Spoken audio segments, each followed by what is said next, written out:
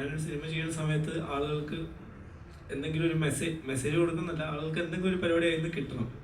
അപ്പോൾ ഈ സിനിമ ചെയ്യുന്ന സമയത്ത് ഞാൻ ഏറ്റവും കൂടുതൽ ഉദ്ദേശിച്ച സംഭവം എന്ന് വെച്ച് കഴിഞ്ഞാൽ, ഇപ്പോൾ ഭയങ്കര ഡൗൺ ആയിട്ടിരിക്കുന്ന ഒരാൾ, അയാൾ ചിലപ്പോൾ ഫിൽറ്റർ ഇട്ടോ ബ്ലാക്ക് ആൻഡ് വൈറ്റിലോ ഫോട്ടോ എടുക്കുന്നൊരു മനുഷ്യൻ, അയാൾ ഈ സിനിമ കണ്ടു കഴിഞ്ഞാൽ ഒറിജിനലായിട്ടൊരു ഫോട്ടോ ഇടാനുള്ള ഒരു ധൈര്യം വന്നാൽ മതി, അത്രയും ഞാൻ ആഗ്രഹിച്ചിട്ടുണ്ടായിരുന്നുള്ളൂ. അതേപോലെ തന്നെയാണ് ഇപ്പോൾ ജ്യോതിഷിൻ്റെ ക്യാരക്ടറും. അയാൾ തുടക്കത്തിൽ ഫുൾ സ്ലീവ് ഇട്ട് നടക്കുന്നു, എല്ലാം മറിച്ച് നടക്കുന്ന അവസാനത്തിന് സമയത്ത് അയാൾ ഷർട്ട് അയച്ച് നിൽക്കണം എല്ലാവരും. ആ ഒരു കോൺഫിഡൻസ് വരണമെന്ന് ആഗ്രഹിച്ചിട്ടുള്ളൂ.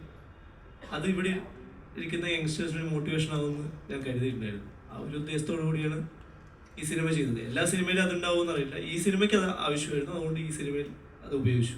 ബേസിക്കലി ഇതിൻ്റെ കോൾ ത്രെഡ് അത് തന്നെയാണ്. ഒരു മോട്ടിവേഷൻ സ്റ്റോറി നമ്മൾ ചെയ്യുന്നു, അപ്പോൾ അതിലേക്ക് ഒരു ക്യാരക്ടർ വേണം.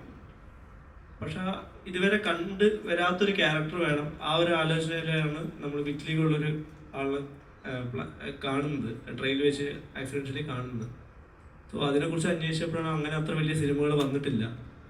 എനിക്ക് തോന്നുന്നു വേൾഡിൽ തന്നെ 2 സിനിമകളോ 3 സിനിമകളോ അല്ല, അതിൽ നമ്മുടെ സിനിമയുണ്ട് ത്രൂ ഔട്ടായിട്ട്. അല്ലാണ്ട് ഡോക്യുമെൻ്ററീസും കാര്യങ്ങളും വന്നിട്ടുണ്ട്, പക്ഷെ ത്രൂ ഔട്ട് ഒരു ഹീറോ പരിപാടിയിൽ വരുന്നത് ഈ സിനിമ, ഐ മീൻ കുറച്ച് സിനിമകളേ ഉള്ളൂ.